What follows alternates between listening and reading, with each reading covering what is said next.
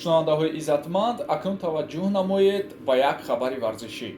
таи 2 рӯз, рӯзҳои 15-16 апрел дар шаҳри Пекин мусобиқаи байналмилалӣ оид ба ҷиу-ҷитсу баргузор шуд, ки дар он зиёда аз 800 варзишгар иштирок намуданд.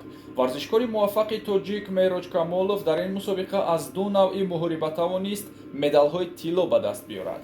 ин ҳам бошад дар навъи ги ва ё муҳорибаҳо бо яктак дар вазни то 76 килограмм ва аз навъи ноги, яъне муҳорибаҳо бе яктак дар вазни то 74 килограмм. бояд гуфт, ки дар ин мусобиқот варзишгарони бо маҳорати Хитой аз тамоми манотиқи ин кишвар ҷамъ омада буданд ва дар баробари варзишгарони чинӣ ҷиу-ҷитсукорон аз Тоҷикистон, Канада, Иёлоти Муттаҳидаи Амрико ва Британияи Кабир низ иштирок доштанд.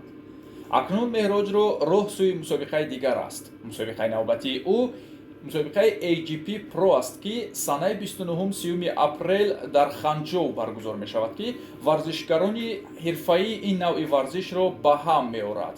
ин ҳам кифоя нест.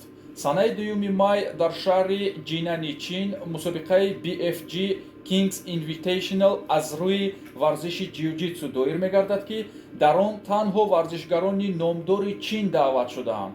дар феҳристи ҷитсерон варзишкори тоҷик Меҳроҷ Камолов низ ҷой гирифта шудааст ва даъватии мусобиқа мебошад. рақобатҳо шадид ва тамошобоб хоҳанд гузашт, чун варзишкорон танҳо як рақобатӣ доранд, ки барои ғалаба тӯҳфаҳои пулӣ гузошта шудааст. қобили зикр аст, ки Меҳроҷ Камолов чанд соли охир дар Чин таҳсил мекунад ва дар бисёре аз мусобиқаҳои муҳташами Хитой Тоҷикистонро муаррифӣ мекунад. тавре маълум аст, ӯ дар ҳар як мусобиқае ки иштирок мекунад, 1 ё 2 медали тиллоро ба даст меорад. дар мусобиқаи BFG Kings Invitational низ аз ӯ боварии калон аст. ба ӯ пирӯзӣ таманно менамоем.